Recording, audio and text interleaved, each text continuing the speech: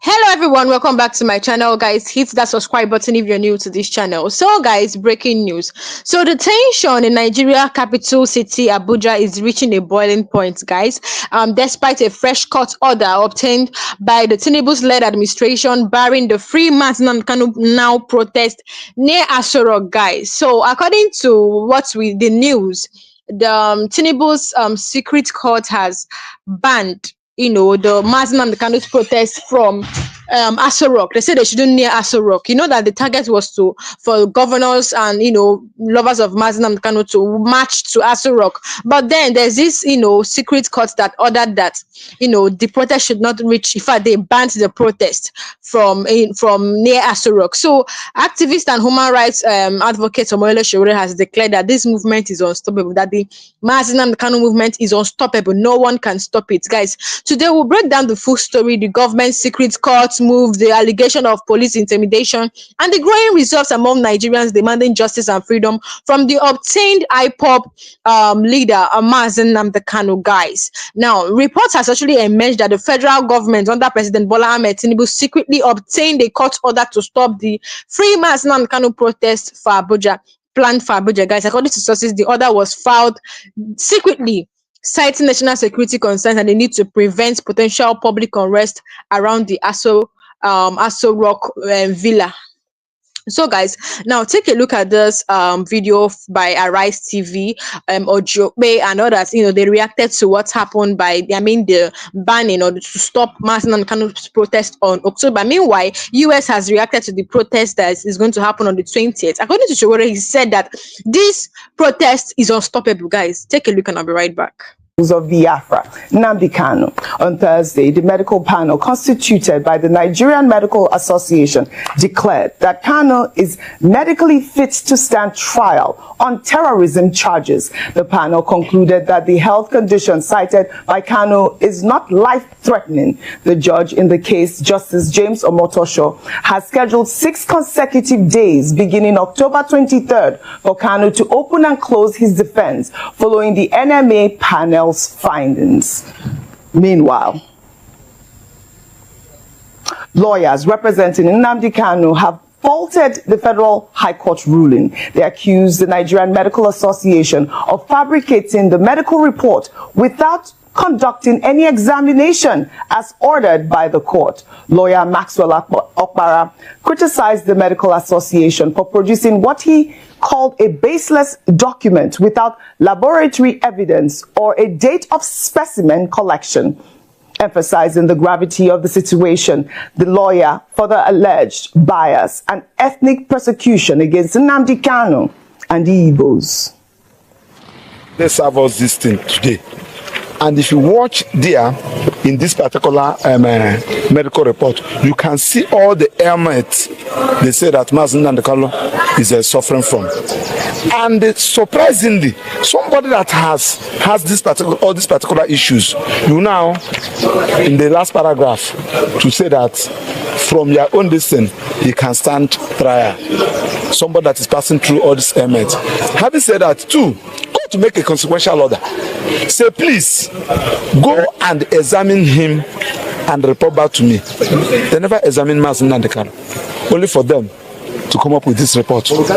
Nigerian Medical Council, they should be very careful because this is a professional body and we are expected to act professionally. We are talking about somebody's life, for goodness sake. We are the people that even gave Namdekano this thing.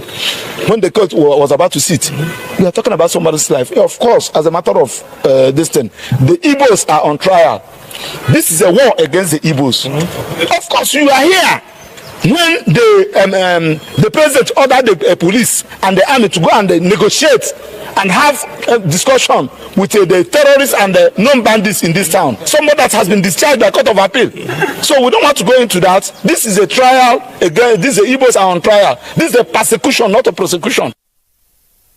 serious allegations, challenging the credibility of the medical association that declared Nnamdi Kanu fit for trial. The lawyers' concerns about proper medical examination protocols and documentation raise important questions about due process, especially given the courts commissioned the assessment to resolve this conflicting medical claim. Again, due process, like we discussed earlier about the FCT land grab and the demolition. I mean, the good thing is that Nnamdi Kanu has 6 days now. It starts, I believe, October 23rd. He'll have 6 days for his hearing to be to start and to be concluded. But if you hear these sort of allegations, I mean, just shatters your heart. Really, this is not the sort of things that we want to hear in our society.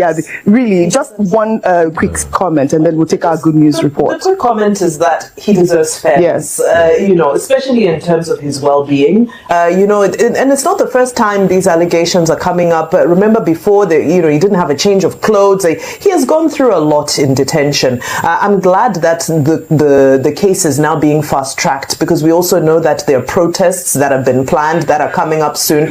But in all of this, whatever the evidence says, whatever the final conviction will be, he deserves fairness. Right. And justice is about fairness. Well said, by justice is about fairness. It can't be all doom and gloom in Nigeria, can it really?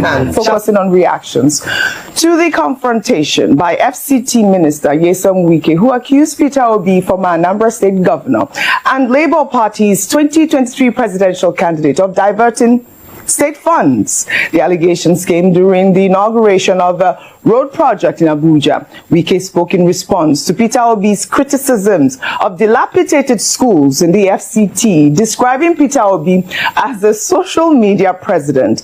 Wike alleged that Obi diverted money meant to be used to develop Anambra State into Fidelity Bank, where he was the highest shareholder, so as to earn profit. Wike also challenged Peter Obi to publicly compare what he did in 8 years in Anambra State with what he has accomplished so far in the FCT in just 2 years. Let's take a look. Some people, because of politics, for example, here one of the social media presidential candidates went to one of the local authority area schools and was saying the government has abandoned public schools. In particular, his name is Mr. Peter Obi. It is not everything you must play politics. But let me say this. Peter Obi, you were governor for 8 years in Anambra State. If you have finished all the jobs in 8 years, nobody will be talking about developing Anambra by now. 8 years. Instead of developing Anambra, you took the money and put in the bank you have interest, Fidelity Bank. Anambra State had problems. The money was there to develop Anambra State. You only prefer profit and put the money for the development of Anambra State in the bank you have the largest share, and Anambra will be suffering. Can you really say you love this country? If I were you, why not be quiet? Enough is enough. You cannot be president of Nigeria only when you go to one IDP. Oh, I want to go for a birthday party. I want to do my birthday party in IDP camp. Who is interested in all those things? Enough is enough. These are serious accusations, and he's saying that, you know, who is interested in all these things? I get the kids in the IDP camps. They do care when people come and visit them. I mean, maybe that's what the FCT minister fails to understand at this point. But these are serious financial misappropriation allegations. The burden of proof, like I always say, lies with the accuser. Well, reactions have already trailed this, and I'll take some tweets. Ugo wrote on X, I was wondering if after ranting, Wike has gone to inspect the said school will be visited and ensure renovations start in earnest. That's how to shut opposing voices, not by making noise and neglecting the project afterwards. Well, another ex-user wrote, Dear FCT Minister, sir, so when you were following Obi up and down like a handbag to learn from him on how he managed finances, boasting of education, upgrades, facilities, tax, power, equipping and reforms, etc., so you could go to federal and replicate, was he not saving money at the time? And that's the question out there. A lot of, Peter Obi's supporters, in fact, they have pulled up an old video showing where Wike acknowledged Peter Obi's performance while he was governor of Anambra State. Let's take a look. Let me thank the people of Anambra State for giving us somebody like Peter Obi.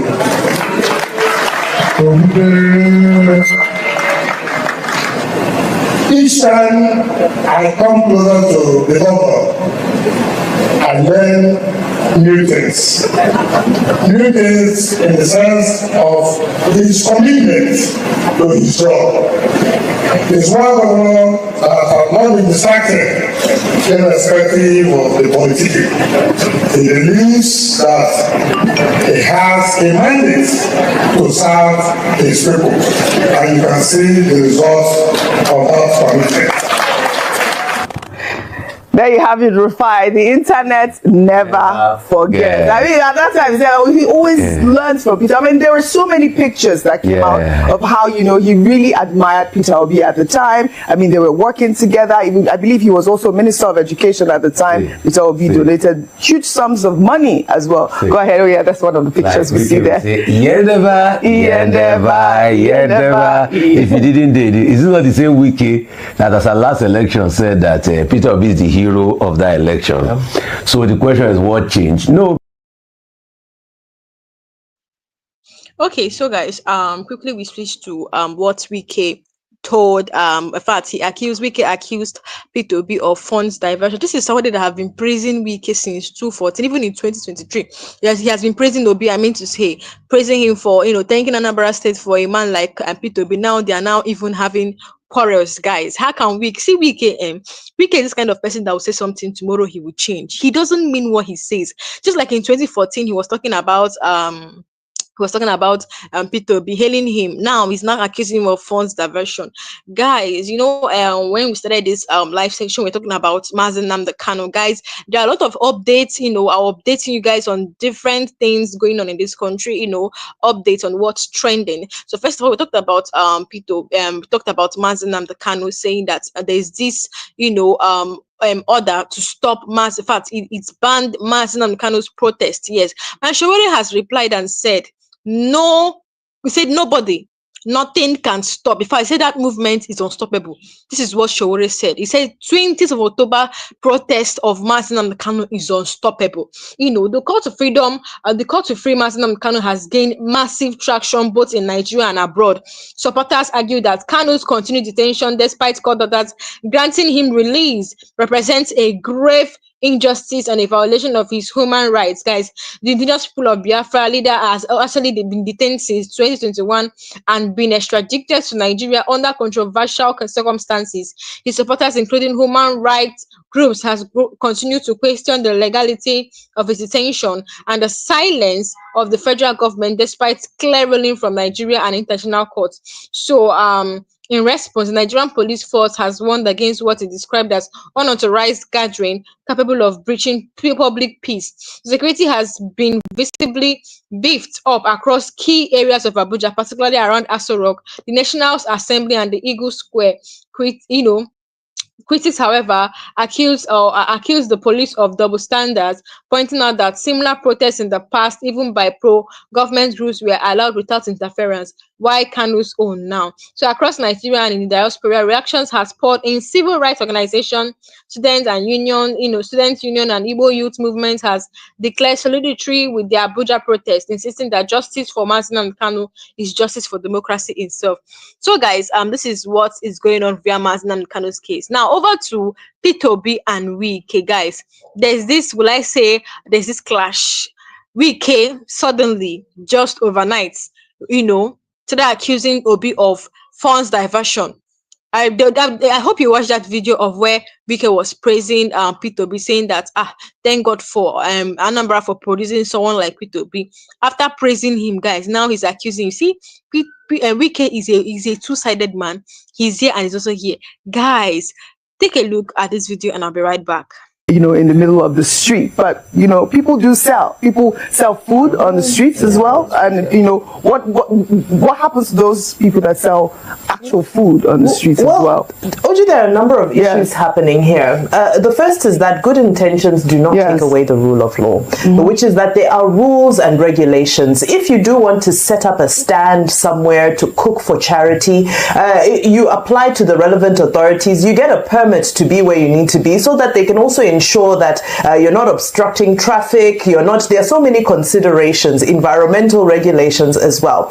So it's unfortunate that good intentions mixed with ignorance, unfortunately, ignorance does not cover for your good intentions. There are rules and regulations. You're dealing with food, you're dealing with people. Now there's that side of it. Then on the other side of it, there's shall I say, the undue abuse of force by the task force. Because if you've been around when the task force comes around to bundle people up, whether it be the ones who are selling food on the side of the road, the ones selling fruits and so forth, it's very unsightly. It's very difficult to watch because they are bundled up in a very inhumane way. If you see the task force truck coming, the way people scatter and run because they're terrified. Of course, they have their own goods that they're trying to preserve, but also they are manhandled.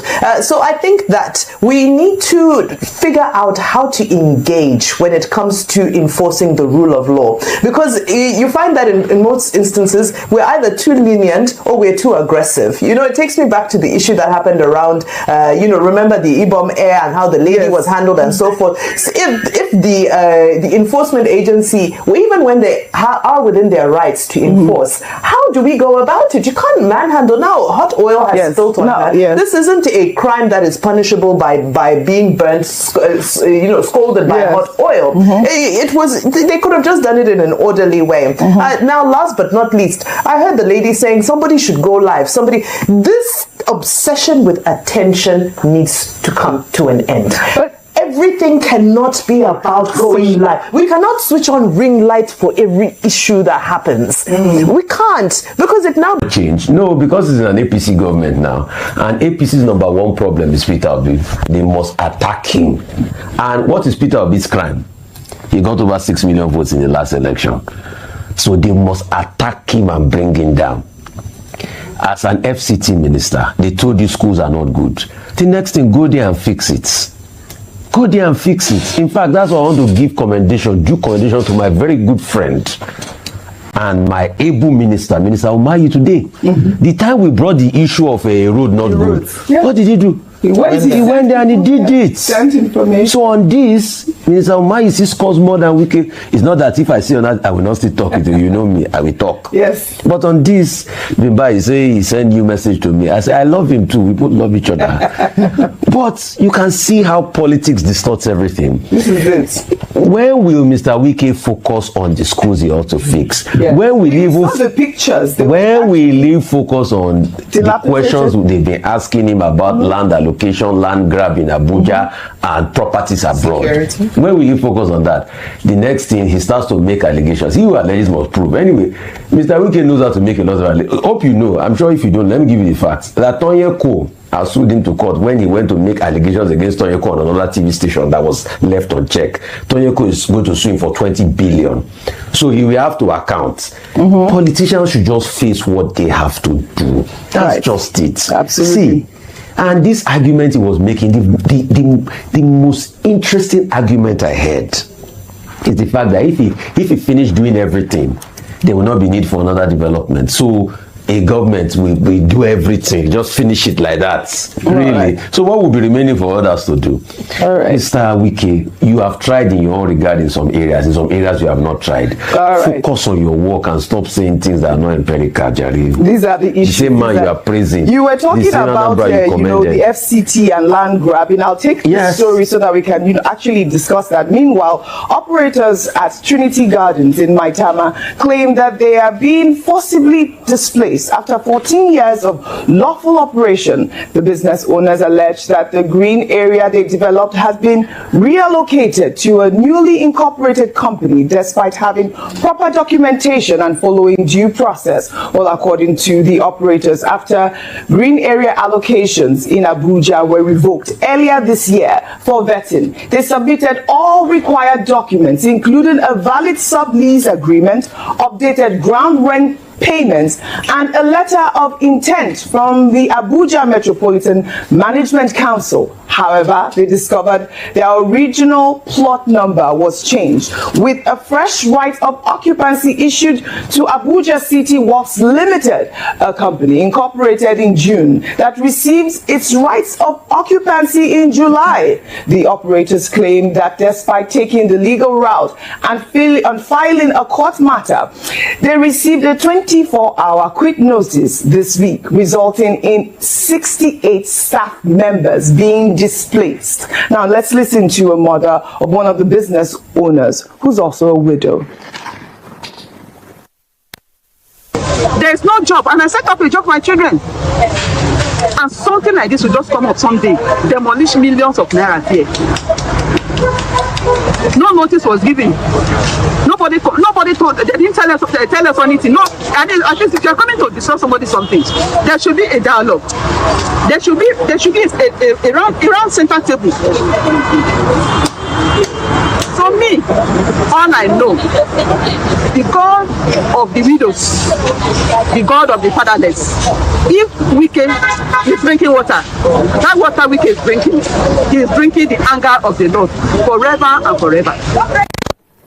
That is a really sad woman, you can tell. A widow, she's invested so much money. And you know, these operators, they raise critical questions, and I'll read some of their questions. They ask, why would a validly leased property still under agreement be reallocated? Two, they said, why would an active business employing Nigerians be demolished without court resolution? Because they said the matter is in court. These allegations suggest the land was not taken for public use but for private interest. I mean, these are the sort of questions that they're asking. They're talking about due process. I mean, Ayo, if a matter is in court at this point, why would they demolish the properties? That's a very question. Good question. Yeah. And unfortunately, Mr. Nyesom Wike's tenure as FCT minister has been plagued with a lot of accusations in this manner.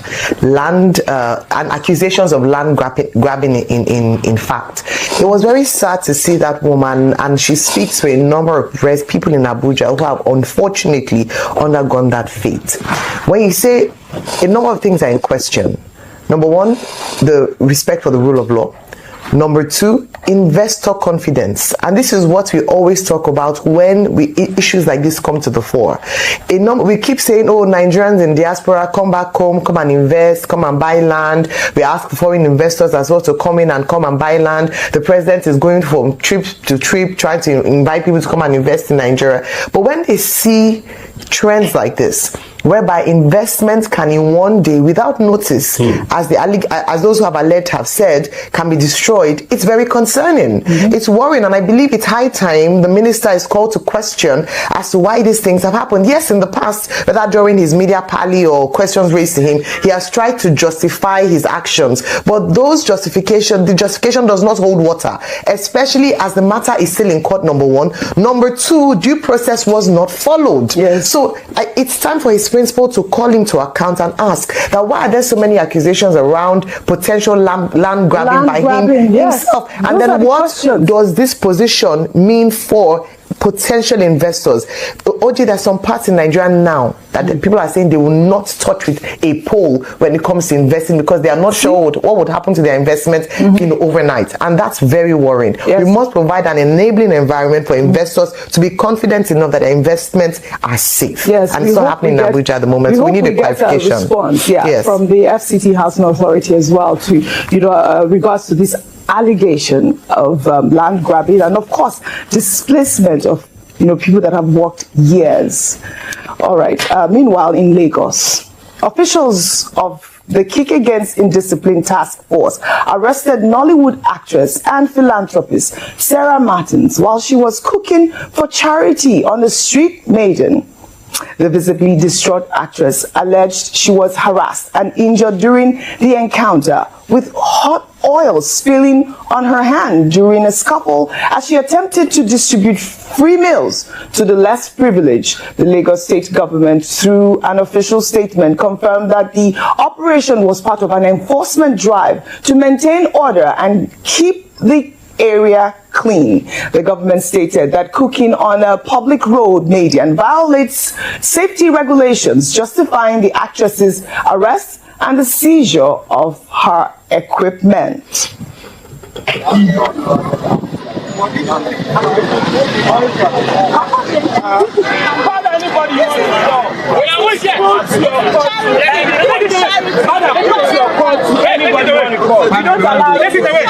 It is not accepted.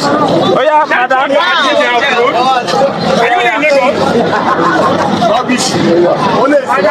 Give me your phone, go live. Somebody should go live. Don't worry. Record this.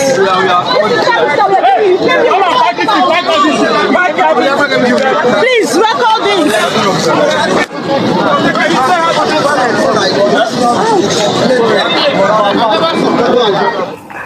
Well, the actress, I hope that she's fine. Rufa, you were asking who wants to eat the food that is on. I think she's been doing this for a while. If you follow her on her Instagram, she does it for charity. No, but and she cooks right there. Audrey, but if you are going to do charity, remember that human beings have dignity. Yes, so those How are some of the questions that open were space for people? I mean, package it. Yes. In any way, the incident has sparked a widespread debate online regarding the balance between humanitarian efforts and maintaining public order, while government's position on safety regulations and environmental orderliness is understandable.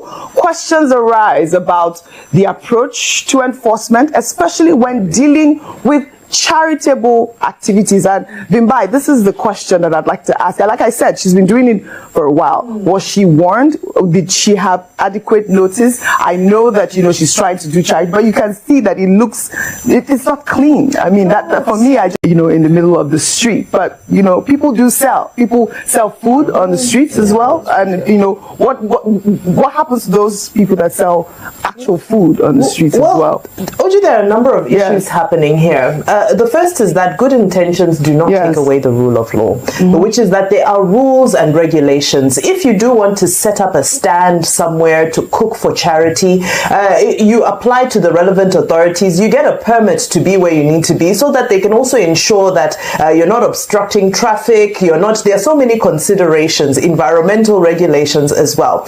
So it's unfortunate that good intentions mixed with ignorance, unfortunately, ignorance does not cover for your good intentions. There are rules and regulations. You're dealing with food, you're dealing with people. Now there's that side of it. Then on the other side of it, there's the undue abuse of force by the task force. Because if you've been around when the task force comes around to bundle people up, whether it be the ones who are selling food on the side of the road, the ones selling fruits and so forth, it's very unsightly. It's very difficult to watch because they are bundled up in a very inhumane way. If you see the task force truck coming, the way people scatter and run because they're terrified. Of course, they have their own goods that they're trying to preserve, but also they are manhandled.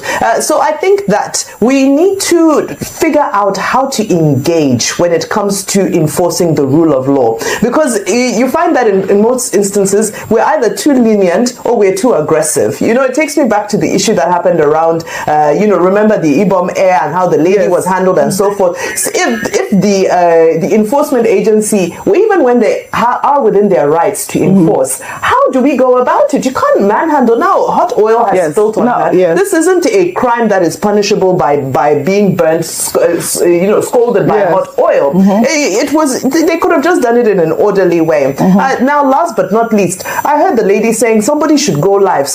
This obsession with attention needs to come to an end. But everything cannot be about ring light. We cannot switch on ring light for every issue that happens. We can't, because it now begs the question, what is her real cause? Was it really charity, or was it popularity? Was it a publicity stunt? Was it truly charity from her heart, or was it just a way to try and get popularity? Yeah, those are the questions. Like I said, she's been posting these videos for a while, right? And I'd like to take a comment from Tokumbo Wahab. He posted a response to this video on X, and I'll read just an excerpt of it. He wrote, while the Lagos state government deeply appreciates the spirit of philanthropy and community support demonstrated by many residents, such initiatives must be carried out in compliance with the state's extant laws to ensure public safety, environmental protection, and urban order. And that's the urge from the Lagos state government. Please, there is no discouragement in charity work. We cannot discourage charity work, but it has to be done according to the law, and it has to be safe. Well, I hope that, I did see a video of the lady going to a spa to get her hand healed. I hope that she gets healed really quickly. We'll take another story now. The Nigerian Civil Aviation Authority has debunked allegations made by Senator Orji Uzor Kalu, who claimed that some pilots in Nigeria smoke Indian hemp and get high before flying, attributing many runway overrun incidents to drug use and poor regulatory oversight leadership. The allegations were made during plenary as senators debated a motion on strengthening aviation safety in Nigeria. Kalu criticized aviation regulatory agencies, including the NCAA, for allegedly failing to properly monitor pilots' leadership. Let's take a look. Some of the pilots are not prepared. Some of them use Indian hemp. Yes, it's true. Some of them smoke Indian hemp, and some of them are not properly audited by the authorities.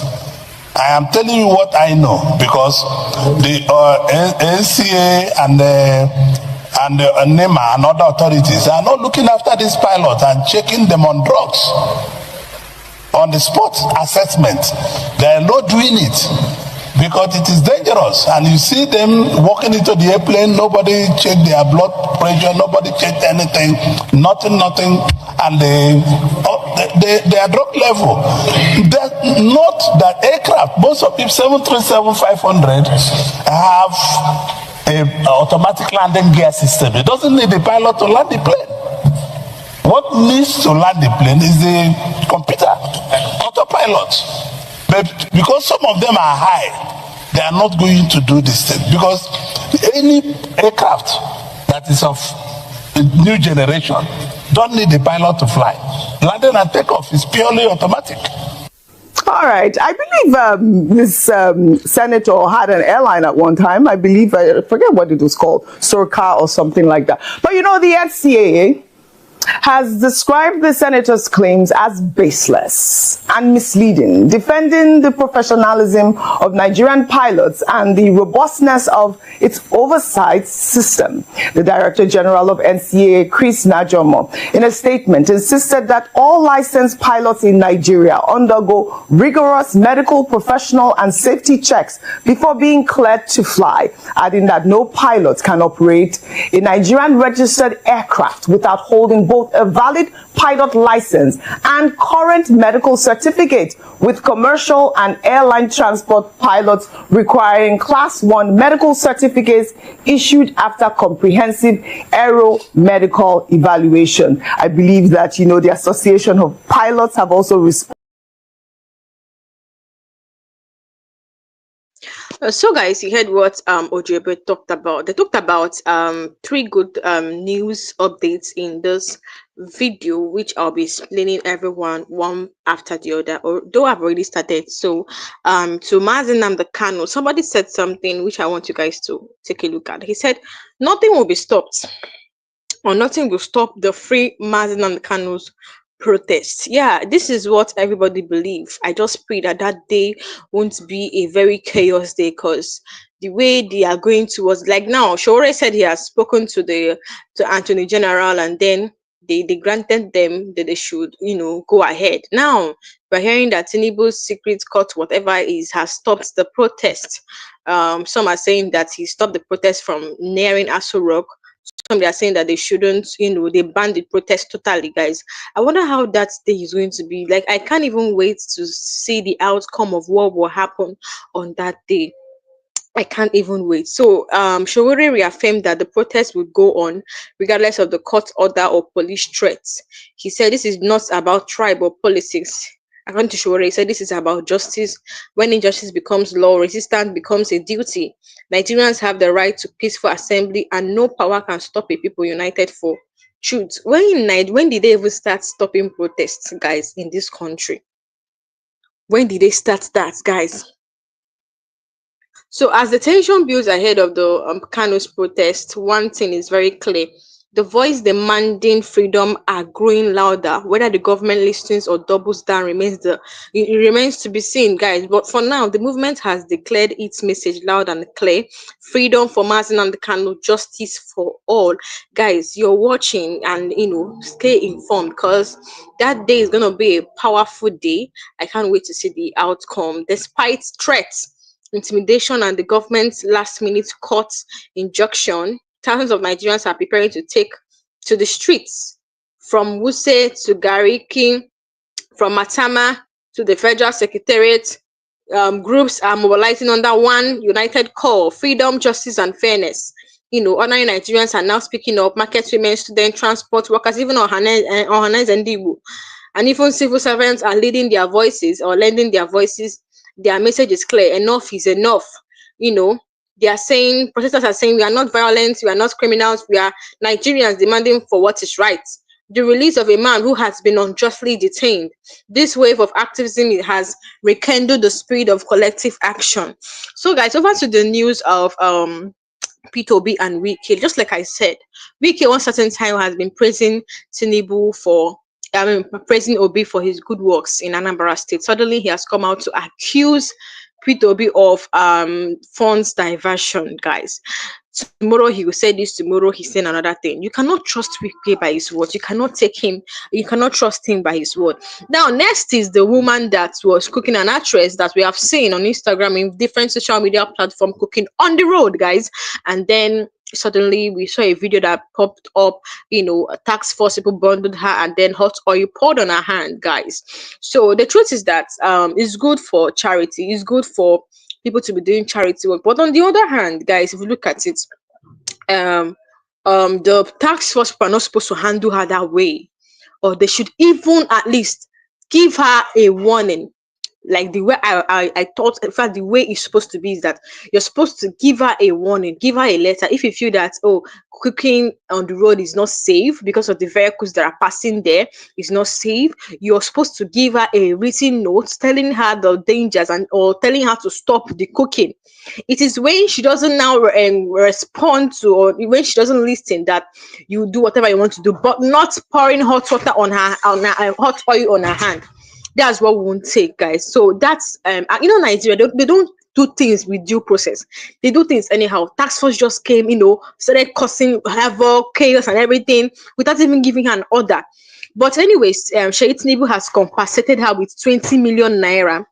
Because of what transpired. So, guys, what do you think about this headline? Drop a comment below. As for Mazen and the Can, we cannot wait for the 20th of October. That's on Monday. Let's see what will happen. So, guys, thank you for watching, and I'll see you guys next time.